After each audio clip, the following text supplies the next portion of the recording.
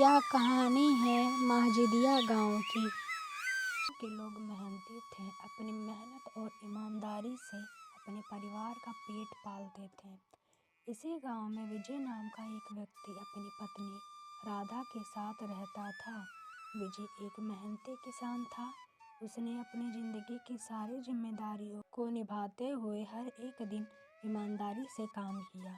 उसकी पत्नी राधा भी उसकी सबसे बड़ी साथी और सहारा थी। विजय का परिवार खेतों से ही अपनी आजीविका चलाता था। वह हर मौसम में अपनी जमीन पर फसल उगाता और उसे पास के बाजार में बेचकर पैसे कमाता। इस बार विजय ने अपने खेत में आलू लगाए थे।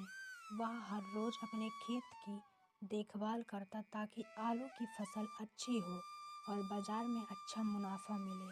जब फसल पककर तैयार हुई तो विजय की खुशी का ठिकाना न रहा। एक दिन विजय ने अपने खेत में घूमते हुए राधा से कहा, राधा देखो, इस बार आलू की फसल कितनी अच्छी हुई है। बाजार में आलू का दाम भी अच्छा चल रहा है, तो इस बार हमें खूब मुनाफा मिलेगा। राधा भी इस बात से बहुत खुश हुई। उसने भगवान को धन्यवाद दिया और बोली, भगवान करे इस बार तुम्हारी मेहनत और किस्मत दोनों साथ दे। विजय ने अपनी पूरी मेहनत फसल पर लगाई थी, इसीलिए उसे अपने आलू से बहुत उम्मीदें थीं। उसकी आंखों में सपने थे कि इस मुनाफे में वह अपने खेत की मरम्मत करवाएगा और कुछ कर्ज भी चुका सकेगा।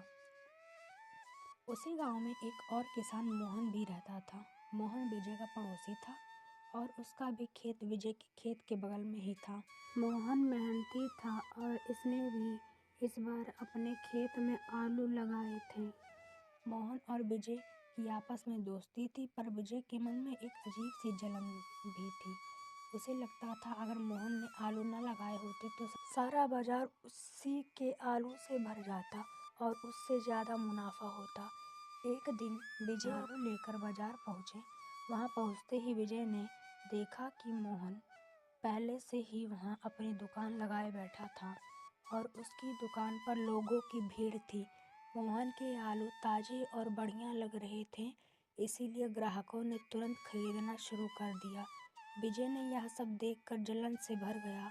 उसने सोचा अगर इस मोहन ने अपने खेत में आलू नहीं लगाए होते तो सारा बाजार सिर्फ मेरे आलू से भर जाता और मैं और ज़्यादा कमा सकता था। उस रात विजय को नींद नहीं आई।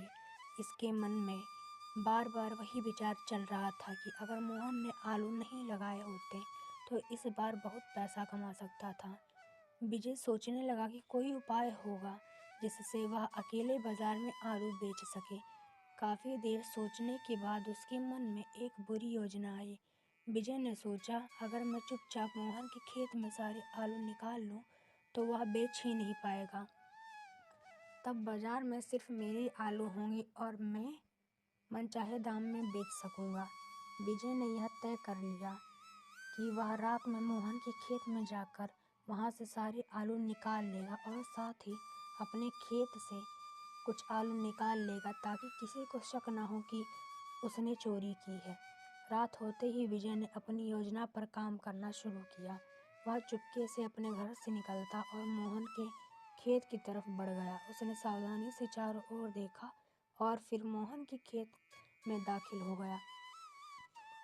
उसने जल्दी से सारे आलू निकाले और अपने साथ ले आया। शक न हो फिर उसने सारे आलू अपने घर के एक कमरे में छुपा दिए। विजय के चेहरे पर अब संतोष की मुस्कान थी। उसे यकीन था कि अब वह सारा आलू बाजार में ऊंचे दाम में बेचकर अच्छा मुनाफा कमाएगा। अगले दिन सुबह जब मोहन अपने खेत में पहुंचा तो उसने देखा कि उसके सारे आलू गायब थे। उसे विश्वास ही नहीं हुआ कि उसकी फसल चोरी हो गई है। वह बहुत दुखी हुआ और उसने मन ही मन भगवान से इस अन्याय की शिकायत की।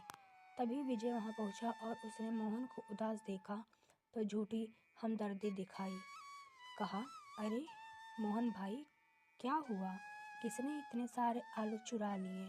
भगवान करे वह इंसान कभी सुखी ना हो जो गरीब किसानों की मेहनत का फल चुराता है। मोहन दुखी होकर बोला, भैया, जिसने भी यह किया है उसे मेरी मेहनत की लूट का श्राप लगेगा। गरीबों का हक मार कर कोई खुशी से नहीं जी सकता।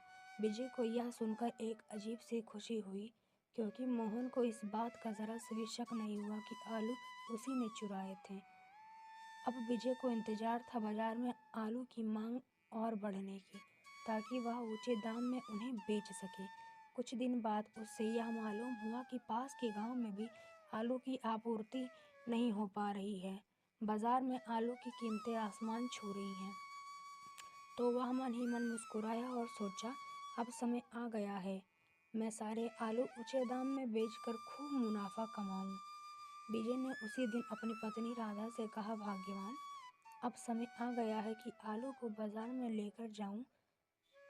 अब वहाँ कीमतें इतनी बढ़ गई हैं कि हर कोई मुझे मनचाहा दाम देने को तैयार होगा। राधा ने खुश होकर कहा, यह तो बहुत अच्छी बात है, भगवान करे तुम्हारा सारा आलू अच्छे से बिक जाए।